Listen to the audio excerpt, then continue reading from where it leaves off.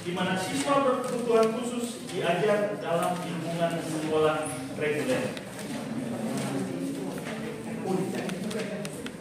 Pendidikan, sekali lagi ya teman-teman, pendidikan inklusif harus diutamakan, di mana siswa berkebutuhan khusus diajar dalam lingkungan sekolah reguler.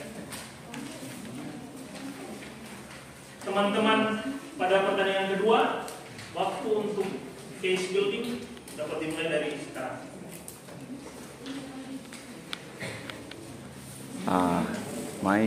Meine Studenten arbeiten jetzt mit das Kurs machen 10 Minuten. Das Captain mit ihren Freunden. These people are having the motion of the inclusive students, right? Good. It's Garan, Justi, and Calvin. Smile. All right. Kita akan terlebih dahulu masing-masing tim diberikan kesempatan untuk memperkenalkan diri, dimulai dari tim pro. Smart West. Pasti bisa. Sekali lagi, Smart West. Pasti bisa. Yang terhormat Dewan Juri yang arif dan bijaksana, yang kami hormati moderator, timekeeper, dan para guru pendamping, dan hadirin yang berbahagia, serta rekan-rekan kami dari tim oposisi. Izinkan kami dari tim pemerintah untuk memperkenalkan tim kami dari Smart Girls. Saya Yusti Padakla selaku pembicara satu dari tim pemerintah. Sebelah saya ada Garan Koit Mas Jawa selaku pembicara dua dari tim pemerintah. Dan di sebelah Garan ada Calvin Gilbert Nugrati selaku pembicara tiga dari tim pemerintah, serta kapten tim dari Smart Girls. Baik, sekian dan terima kasih.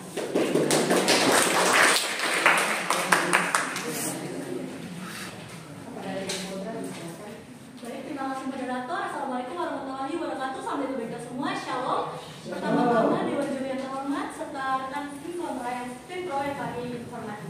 Pertama, perkenalkan saya sebagai pembicara pertama, Bila Rata Manusi. Di sini ada rekan saya, Tesya Wijaya sebagai pembicara kedua, dan Eri Maulana sebagai pembicara ketiga. Sekian, dan terima kasih.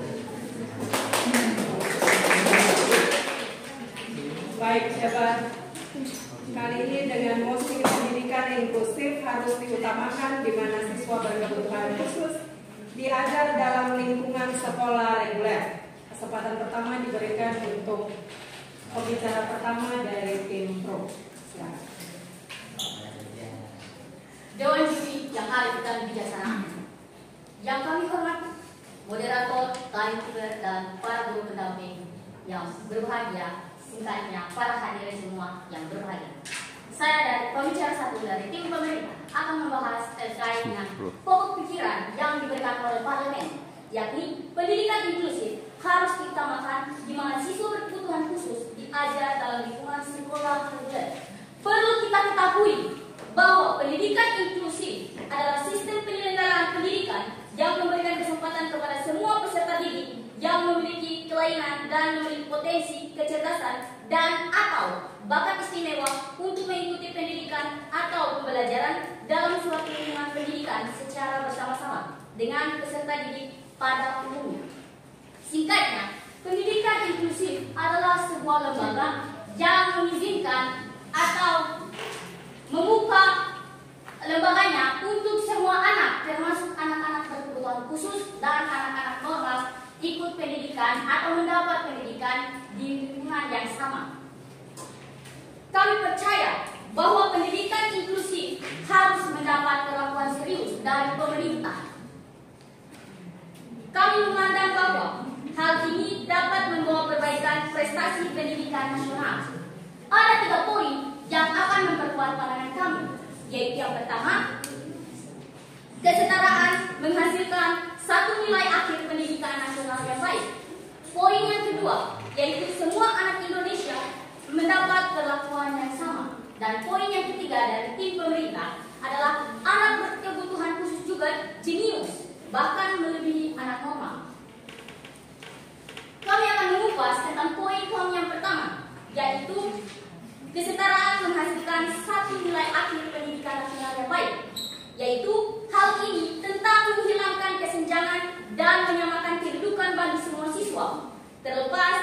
dari latar belakang kemampuan atau keadaan mereka. Berdasarkan dengan Undang-Undang Dasar tahun 1945 pasal 31 ayat 1 yang berbunyi demikian, setiap warga negara berhak mendapatkan pendidikan. Kemudian yang kedua, ketika pendidikan adil, pendidikan mengakui bahwa setiap siswa memiliki kebutuhan yang berbeda dan mencoba membantu mereka dengan cara yang tepat. Yang ketiga, di sisi lain, hal ini menekankan penciptaan lingkungan di mana keberagaman tidak hanya ditoleransi, namun juga dirayakan. Dan poin yang terakhir yaitu pendidikan inklusif mengakui bahwa perbedaan-perbedaan ini menjadikan pembelajaran lebih baik dan membantu siswa berprestasi di dunia yang beragam, sesuai dengan pengertian yang telah saya sampaikan tadi, yakni pengertian dari pendidikan inklusif sendiri.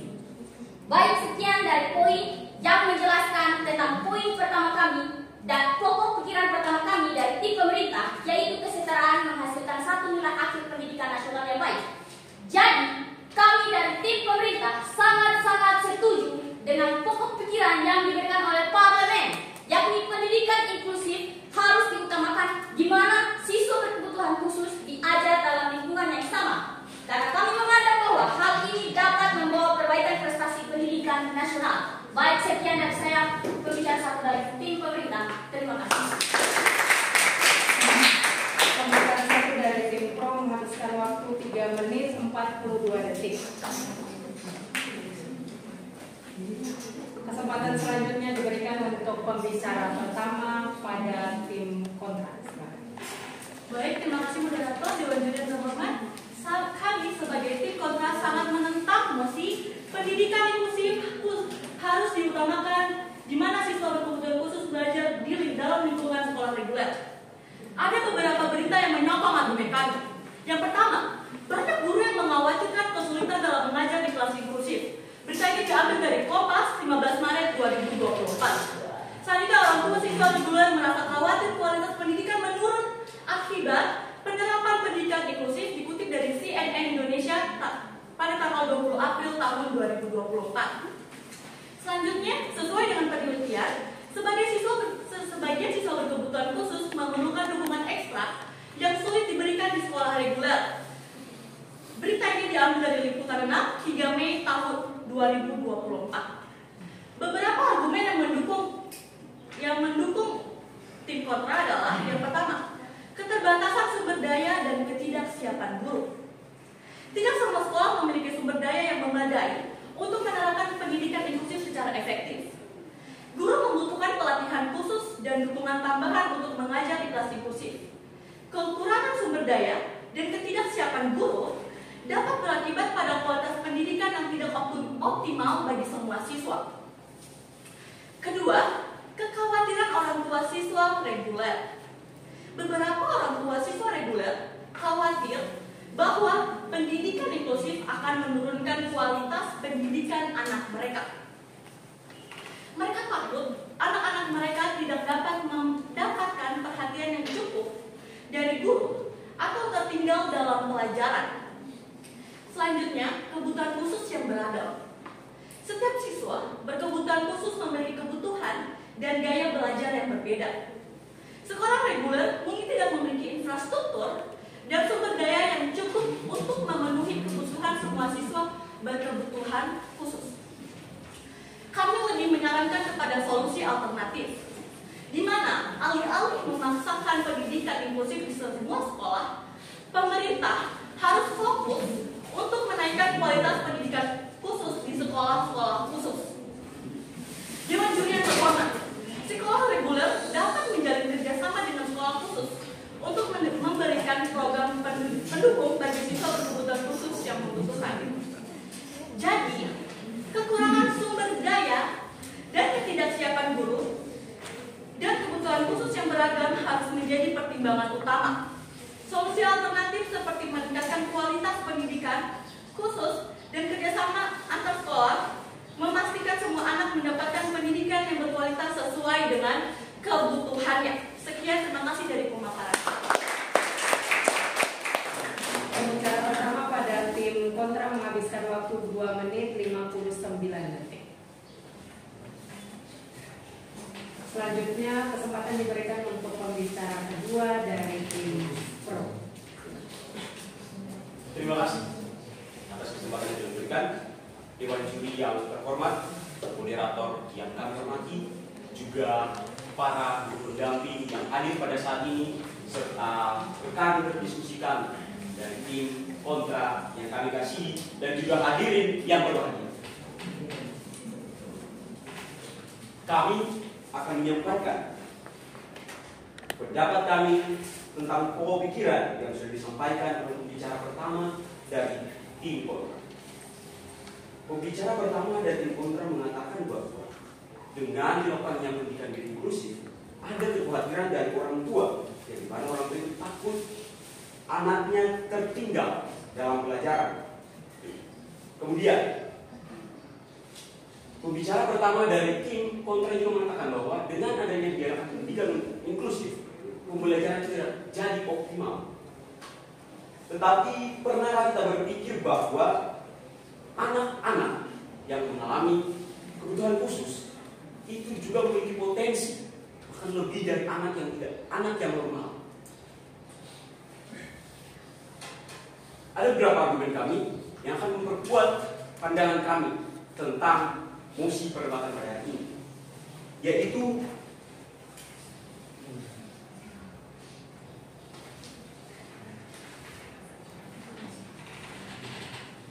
semua anak Indonesia mendapat perlakuan yang sama.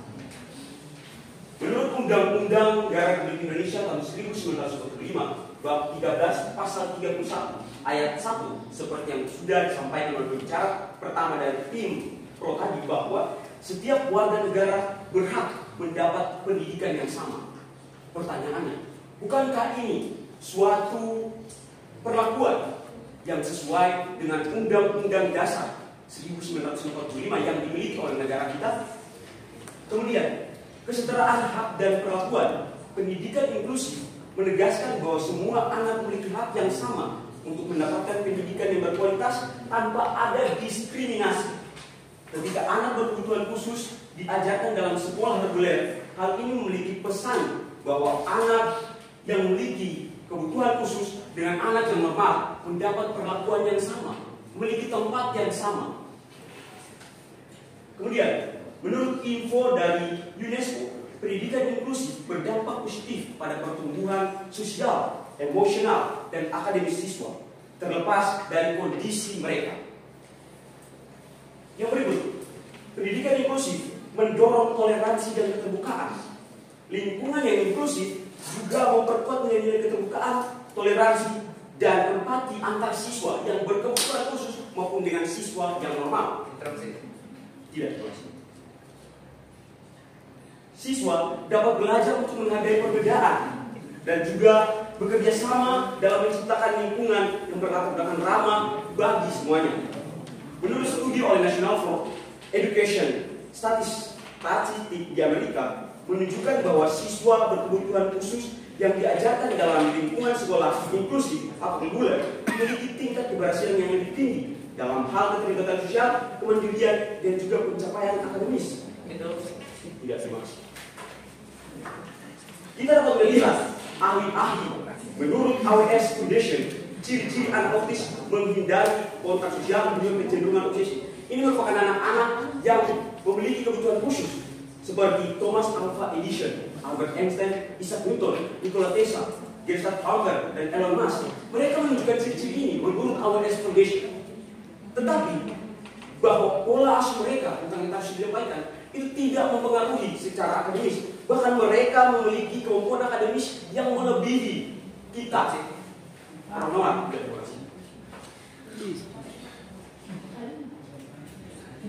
Berikut, kita hidup di mana perkembangan dengan adaptasi perkembangan teknologi yang ada. Nah, para ahli-ahli ini yang dianggap memiliki kebutuhan khusus dapat menciptakan suatu produk yang bermanfaat bahkan digunakan hingga sekarang ini. Yaitu contohnya seperti bola lampu. Itu merupakan ciptaan dari Thomas Alva Edison dan masih digunakan hingga sekarang. Baik, untuk itu kami dari tim Pro tetap menekankan bahwa kami setuju dengan Pokok pikiran yang disampaikan pada parlemen hari ini bahwa pendidikan inklusif sebaiknya dilaksanakan dalam sekolah reguler untuk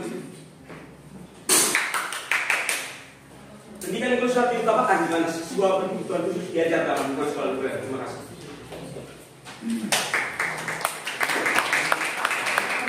Kedua pada tim pro menghabiskan waktu 5 menit 7 detik. Selanjutnya kesempatan diberikan untuk pembicara kedua pada tim kontra.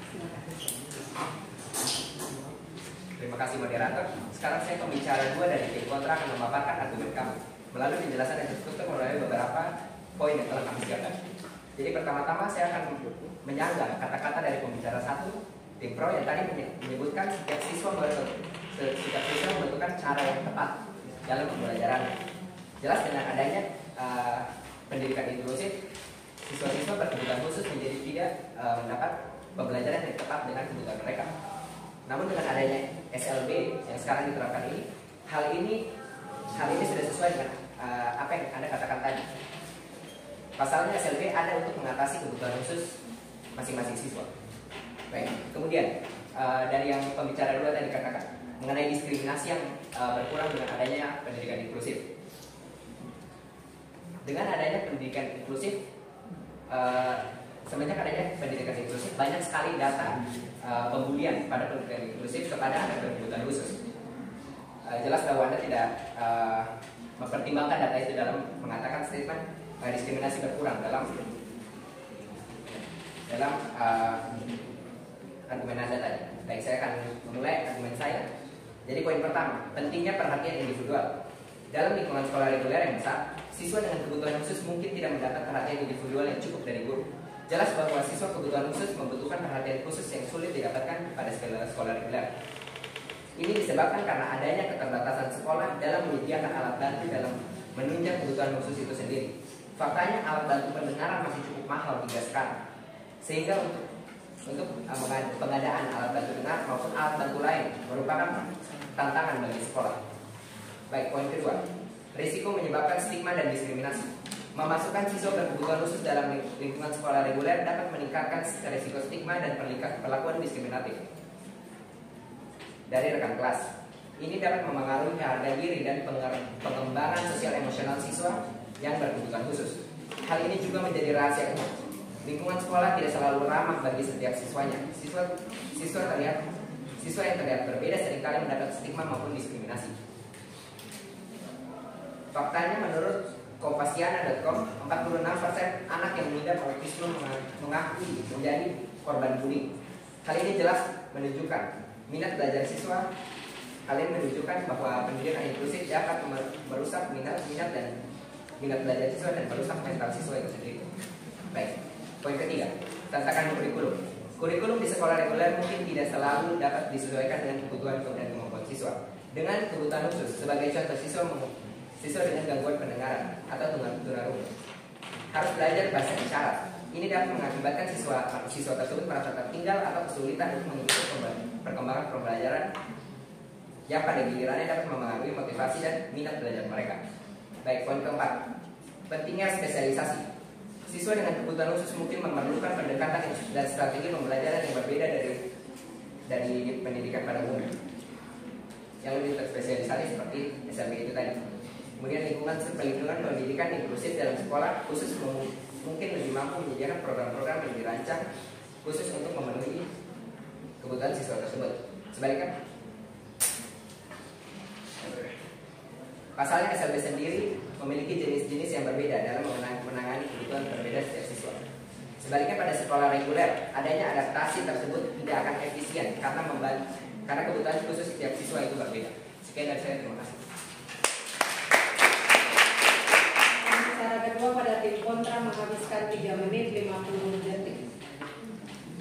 Kesempatan berikutnya diberikan untuk pembicara ketiga dari tim pro. Silakan.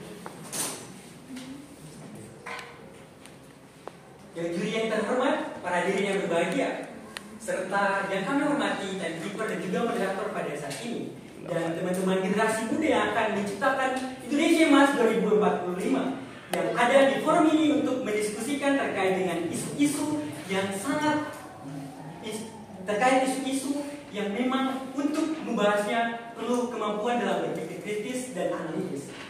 Saya selaku pembicara ketiga dari tim Pro ingin menyampaikan, dan sebelum menyampaikan pokok-pokok pikiran kami terkait dengan usulan yang diberikan oleh parlemen yang kita bahas saat ini, yaitu pendidikan inklusif harus diutamakan, di mana siswa berkebutuhan khusus belajar dalam lingkungan sekolah reguler. Namun sebelum saya menyampaikan kesimpulan yang dapat saya sampaikan terkait dengan poin-poin pokok pikiran yang disampaikan oleh teman-teman pembicara 1 dan 2 dari tim kami, saya ingin menanggapi apa yang disampaikan oleh pembicara kedua dari tim kontra. Bahwasannya tim kontra menyampaikan bahwa pembicara kedua dari tim kami mengatakan bahwa dengan pendidikan inklusif maka akan mengurangi diskriminasi.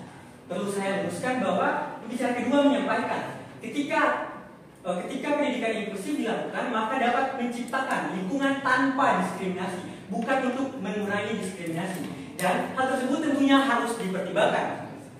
Kemudian kami mempunyai beberapa pandangan yang menganggap dan dapat mendukung apa yang kami sampaikan terkait dengan pendidikan inklusif harus diutamakan, di mana siswa berkebutuhan khusus diajar dalam lingkungan sekolah reguler. Kenapa? Karena kami menganggap hal tersebut dapat menjadi jalan untuk perbaikan prestasi pendidikan nasional. Ada 3 pokok pikiran yang dapat kami sampaikan. Yang pertama, dengan adanya pendidikan inklusif, maka kesetaraan menghasilkan satu nilai akhir pendidikan nasional yang baik, sesuai dengan apa yang disampaikan melalui Undang-Undang Pasal 31 ayat 1 yang telah disampaikan oleh pembicara pertama dan juga pembicara kedua. Kemudian poin yang kedua, semua anak Indonesia mendapat perlakuan yang sama. Dan poin yang ketiga, bahwa anak berkebutuhan khusus juga jenius, bahkan melebihi siswa yang normal. Sesuai dengan sumber yang kami temukan, bahwa AWS Foundation menyatakan bahwa Thomas Alva Edison, Albert Einstein, Isaac Newton, Nikola Tesla, Greta Thunberg, dan Elon Musk menunjukkan ciri-ciri autis, yang dalam artian mereka semua tergolong ke dalam orang-orang yang memiliki kebutuhan khusus. Seperti ciri-ciri yang mereka tunjukkan, seperti yang pertama, menghindari kontak sosial, dan yang kedua adalah kecenderungan obsesif. Pernahkah kita berpikir bahwa temuan-temuan mereka pada zaman dulu terus kita gunakan dan terus kita kembangkan, dan apabila mereka tidak menemukan penemuan-penemuan yang berharga tersebut, apa jadinya kita sekarang ini? Dan itu membuktikan poin ketiga kami yang harus kami tekankan, bahwa anak berkebutuhan khusus juga jenius, bahkan melebihi orang-orang yang memiliki kemampuan normal. Kami dari tim pemerintah ingin menyampaikan bahwa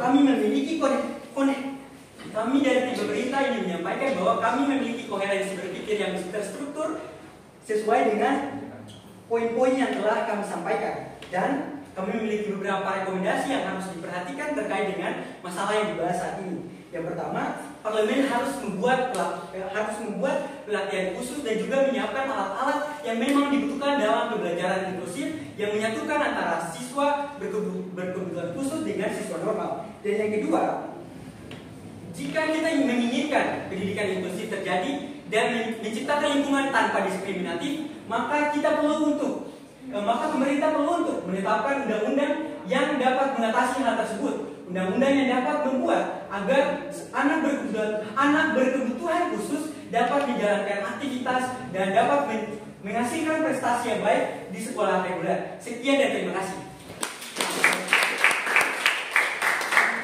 Kepada tim Pro menghabiskan waktu 4 menit 20 detik. Kesempatan berikutnya diberikan kepada pembicara 3 tim kontra. Silakan. Baik, terima kasih atas kesempatannya Dewan Juri Antar Pengamat dan moderator. Di sini saya akan sebagai pembicara ketiga akan menyimpulkan dan menegaskan pulang-pulang argumen yang ada. Tapi sebelum masuk ke pemaparan saya ingin menyanggah dari pembicara kedua dan pembicara ketiga. Pertama, dari pembicara ketiga tadi mengatakan sekolah inklusif menciptakan lingkungan tanpa diskriminasi, tetapi tidak menyebutkan buktinya. Sedangkan bukti nyatanya adalah 46% anak berkebutuhan khusus mengakui menjadi korban bullying di lingkungan yang inklusif. Anda tidak sertakan bukti. Dan untuk pembicara kedua tadi katakan bahwa lingkungan inklusif diciptakan agar anak berkebutuhan khusus tidak mengalami diskriminasi. Nyatanya, anak-anak yang mengalami berkebutuhan khusus di sekolah inklusif mengalami banyak sekali diskriminasi, dan itu faktanya. Anda tidak menemukan bukti. Kemudian saya lanjutkan ke pemaparan saya. Kesimpulan dari argumen-argumen di atas menggarisbawahi tantangan dan pertimbangan penting dalam mengintegrasikan siswa berkebutuhan khusus ke dalam lingkungan sekolah reguler. Pertama, dalam sekolah reguler yang besar, perhatian individual yang dibutuhkan oleh siswa berkebutuhan khusus mungkin tidak tercukupi, dan ini menjadi tidak efisien. Siswa ini membutuhkan pendekatan yang personal dan intensif dari guru yang sulit diberikan di kelas yang besar dan seragam. Kedua, risiko stigma dan diskriminasi merupakan isu yang sangat signifikan. Siswa berkebutuhan khusus yang dimasukkan ke sekolah reguler sering menghadapi perlakuan diskriminatif dan dari rekan kelas. Lingkungan sosial di sekolah reguler tidak selalu ramah dan inklusif. Hal ini bisa mempengaruhi harga diri dan perkembangan sosial emosional siswa, dan ini mengganggu kemauan dia untuk belajar karena dibully, mengganggu kesehatan mental mereka. Ketiga, tantangan kurikulum di sekolah reguler merupakan hambatan yang besar. Kurikulum standar mungkin tidak dapat disesuaikan dengan kebutuhan khusus siswa karena bermacam-macam kebutuhan siswa yang harus dipenuhi. Daripada hal ini jadi terlalu memaksakan hal yang sulit dan malah merugikan diri kita sendiri. Sebagai contoh seperti kebutuhan akan bahasa isyarat bagi siswa tunarungu. Kesulitan dalam mengikuti kurikulum yang tidak sesuai bisa menurunkan motivasi dan minat belajar siswa berkebutuhan khusus, membuat mereka merasa tertinggal dan kurang dihargai. Sebagai contoh, bagaimana bisa jika di sekolah ada praktek dan butuh penjelasan, misalnya PowerPoint, untuk penjelasan PowerPoint, bagaimana siswa yang berkebutuhan khusus dalam tanda kutip tunarungu bisa menjelaskan. Itu sebagai contoh dasar. Terus yang keempat, pentingnya spesialisasi dalam pendidikan untuk siswa berkebutuhan khusus tidak dapat diabaikan. Sekolah khusus yang memiliki program dan strategi pembelajaran yang dirancang khusus lebih mampu memenuhi kebutuhan unik siswa tersebut. Pendekatan ini jauh lebih efisien dan efektif dibandingkan dengan mencoba menyediakan layanan spesialisasi yang sama dalam sekolah reguler yang seringkali tidak memiliki sumber daya atau keahlian yang membadai untuk menangani kebutuhan yang beragam dari setiap siswa berkebutuhan khusus. Secara keseluruhan, meskipun integrasi siswa berkebutuhan khusus ke dalam sekolah reguler adalah tujuan yang mulia, tantangan praktis dan resiko yang ada serta kenyataan yang ada menunjukkan bahwa pendekatan ini menawar mungkin tidak selalu yang terbaik. Pendidikan di sekolah khusus dengan program yang disesuaikan menawarkan perhatian individual, lingkungan yang lebih ramah dan inklusif, kurikulum yang sesuai, serta spesialisasi yang diperlukan untuk memastikan perkembangan optimal siswa berkebutuhan khusus. Oleh karena itu, evaluasi yang cermat dan pendekatan yang disesuaikan sangat penting untuk memenuhi kebutuhan pendidikan siswa ini secara efektif. Berikut pemaparan saya. Di akhir kata, saya cukup yakin dengan bukti-bukti dan argumen yang sudah kami paparkan dari tadi, karena sesuai kenyataan, valid dan sangat jelas. Saya mohon Dewan Juri bisa mempertimbangkan, karena dengan argumen-argumen kami sudah sangat jelas. Dan untuk saya ingin mention, interupsi tidak bisa ditolak sebanyak 3 kali, harus diterima.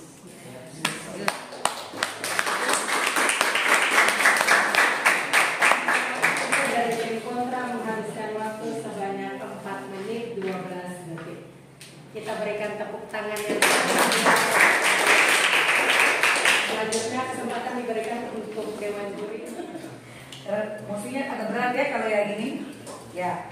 Oke, terima kasih adik-adik. Di sini kita punya kata kunci itu adalah pendidikan inklusif, kemudian harus diutamakan dalam lingkungan sekolah reguler. Oke, tim pro, posisi ini sebenarnya harus dimenangkan.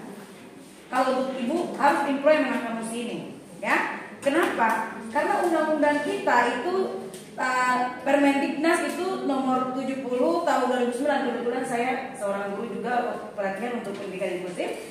Itu mengharuskan kita tahun ajaran ini sudah harus terima siswa itu berkebutuhan khusus.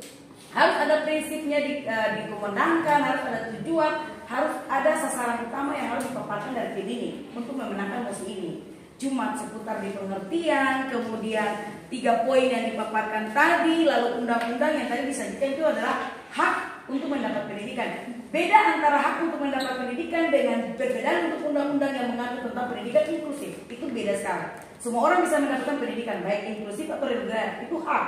tapi untuk bagaimana perlakuannya. Udah, itu yang berbeda di musik kita ya. Kemudian, karena 2 menit setengah saja. Kemudian di tim kontra ini, ya dibabat habis oleh mereka karena betul mereka memberikan solusi.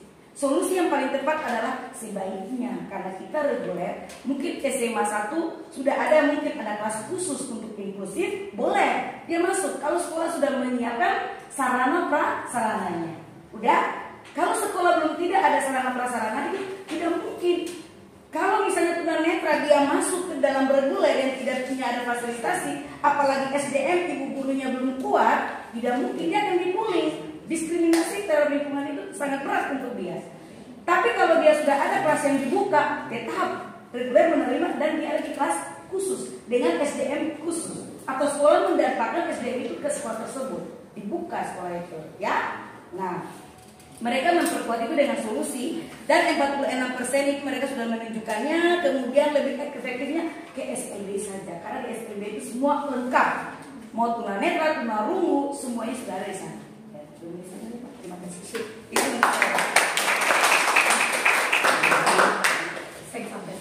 saya sampai. Nanti harus video Pak. Baik, terima kasih karena dibatasi waktu. Kita semua berikan apresiasi dulu. Atmosfer debatnya begitu kerasa ya di malam hari ini ketika dua tim tampil dan langsung saja saya ada pada tim pro. Pembicara satu pada tim pro lagi-lagi sudah memberikan batasan variabel atau stressing pada musik. Jadi secara keseluruhan tidak ada batasan. Itu yang saya tangkap di sini. Terus yang berikut latar belakang dan data dari pembicara kedua dari tim pro lagi-lagi tidak hanya seputar undang-undang, HAM dan lain-lain. Padahal punya potensi dan peluang besar untuk mengambil pisau bedah dari sisi ekonomi, sisi sosial, sisi kurikulum, sisi apa saja. Itu punya kesempatan penting dan poin plus di situ untuk pembicara kedua dari tim pro. Tidak ada pisau bedah yang disampaikan tadi dengan apik dan terperinci. Terus pembicara kita lagi-lagi memunculkan ide baru yaitu Albert Einstein dan lain-lain yang semestinya tidak boleh dimunculkan. Hanya mempertegas, memberikan kesimpulan dan menyebutkan keunggulan-keunggulan dari tim. Lalu pada tim pro dari sisi waktu pembicara satu under time 3 menit 42 detik. Sedangkan pembicara 2 dan pembicara 3 waktunya pas. Untuk itu, untuk pembicara 3 tim pro lagi-lagi dalam pembahasan penggunaan bahasa ya, kaidah kebahasaannya ibu guru mengapresiasi karena penggunaan bahasanya sangat baik. Tetapi dalam membangun benar perdebatan itu tadi kurang memberikan ruang yang begitu luas bagi kita. Tetapi yang baiknya adalah tim kontra menangkap itu dengan sangat luar biasa. Sehingga tim kontra membatasi standar itu dari pisau bedah. Jadi mereka lihat dari sisi kurikulum, sarana dari infrastruktur, mereka lihat dari pantas dan tidak pantas, layak dan tidaknya, dan keren sekali. Pembicara satu membantah semua pembicara diskriminasi, disabilitas tidak boleh ada pada sekolah reguler dan lain dibantah habis oleh pembicara satu dari tim kontra. Lalu dipertegas lagi pada pembicara 2 dari tim kontra dengan bukti-bukti pendukung yang sangat luar biasa sekali. Lalu begitu dan memberikan solusi juga yang disampaikan oleh juri satu bahwa harus dibuka sekolah khusus. Begitu ribetnya orang tua kalau misalnya perhatian dulu hanya ke orang yang disabilitas, lalu yang anak yang normal gimana? Gitu. Ya. Dan berikut pembicara ketiga lagi-lagi memberikan keunggulan-keunggulan dan kesimpulan yang begitu luar biasa tadi. Dan hanya saja tadi interupsi. Sebenarnya kalau 3 kali harus diterima, tidak boleh ditolak. Seperti itu. Oke, baik. Terima kasih dari saya. Terima kasih. Ya, teman-teman SMA 1 dan SMA 12. Ya, teman-teman, memang yang mungkin yang pertama tadi suhu panas setiap ini sudah berdiri.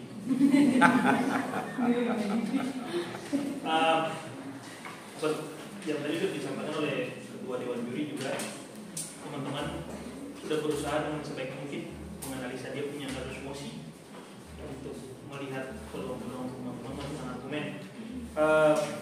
Baik tim pro ataupun tim kontra masing-masing memiliki kekuatan masing-masing. Yang tim pro tadi berusaha membangun mosi, walaupun lantas mosinya memang tidak secara mendalam digali dengan kuat.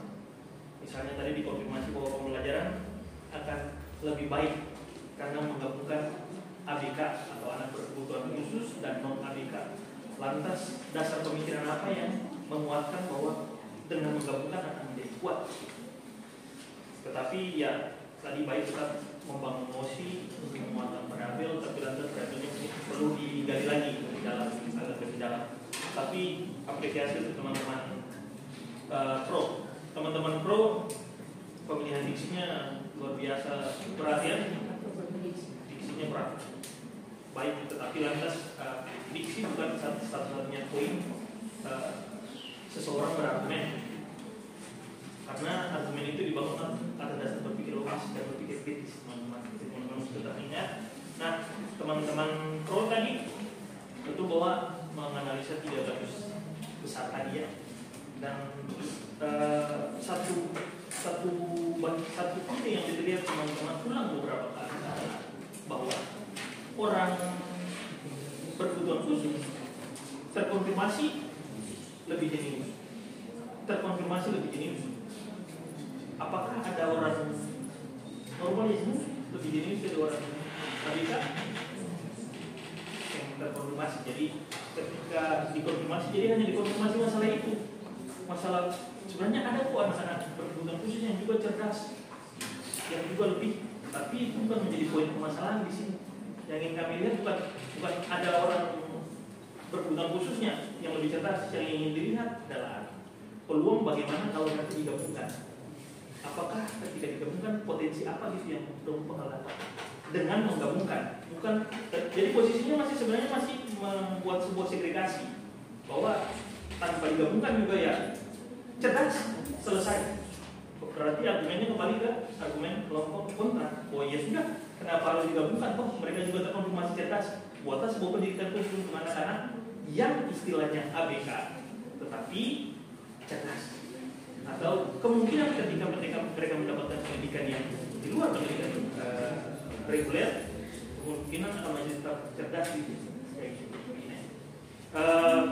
Jadi itu pertimbangan. Tapi teman-teman pro juga luar biasa apresiasinya kita. Yang menarik adalah ketika pembicara ketiga membuat sebuah simpulan, dan simpulannya juga memberikan sebuah rekomendasi, dan itu yang patut dibangun dari sebuah kelompok debat teman-teman, bahwa pada akhirnya harus ada sesuatu yang bisa direkomendasikan juga. Jadi bukan lantas kita menyimpulkan teman-teman punya debat, lantas apa dari hasil simpulan itu? Apa yang bisa lebih jauh untuk dipikirkan lagi gitu. Jadi mungkin itu bisa jadi pertimbangan luar biasa tim pro, laus tim kontra. Nah, teman-teman tim habis ya. Maaf itu. Teman-teman tim kontra. Nah, teman-teman tim kontra membangun menanggapi isu yang ada juga dengan baik, sebenarnya melihat peluang-peluang celah-celah tadi untuk teman-teman punya opini-opini untuk menangkal teman-teman pro. Tapi lantas memang beberapa kali ditemukan bahwa teman-teman hanya menggunakan informasi tanpa digali informasinya siapa. Misalnya, tadi disampaikan beberapa sumber berita. Lihat sumber berita ini. Yang menjadi pertanyaan adalah isi beritanya lantas apa? Apakah betul berhubungan dengan inklusif? Ataukah bagaimana berita itu membuat orang menjadi sadar bahwa oh ya sebenarnya inklusif, pendidikan inklusif itu seharusnya tidak digabungkan dengan pendidikan reguler, karena hanya menyampaikan label berita, mengutip dari CNN, tapi beritanya apa? Tidak ada. Nah, jadi apa dampak dari berita tersebut? Tidak terkonfirmasi. Lalu teman-teman berusaha membangun tim pembicara sebuah pembicara yang baik, tapi memang ada beberapa harus diakui teman-teman punya paparan ide banyak hal-hal yang teman-teman coba concern itu juga banyak, tapi lantas ide itu perlu dikupas lebih dalam. Biar gini teman-teman, biar teman-teman punya ide itu bisa meyakinkan untuk orang lain. Satu poin perlu digali lebih dalam. Misalnya teman-teman memprovide banyak data, tapi lantas banyak data itu kesannya hanya merupakan opini atau pendapat. Mungkin pendapat tadi ada yang bilang menurut fakta ini dan ini dan ini. Faktanya apa gitu? Adakah terkonfirmasi? Misalnya banyak kasus pembulian, tidak bisa dipungkiri fakta menunjukkan hal tersebut. Siapa yang mengonfirmasi? Gitu. Jadinya malah kayak menurut beta sih, yang beta lihat gini, yang beta lihat beta teman-teman di sekolah gini, ada separuh teman sekolah di sekolah juga gini. Tetapi apakah itu secara kolektif mewakili Indonesia dalam satu kesatuan bahwa pada akhirnya tidak bisa dilakukan sebuah penggabungan antara ABK dan non-ABK karena terkonfirmasi beberapa. Toh anak yang non-ABK juga dibully atau dilakukan berbeda. Di pada akhirnya harus dikuatkan posisinya. Buliannya mana, terkonfirmasi mana, data ini menunjukkan bahwa apa-apa dan apa-apa. Sehingga pada akhirnya tidak bisa. Kayak gitu teman-teman. Itu sih. Jadi apresiasi untuk teman-teman luar biasa. Tapi apresiasi untuk tim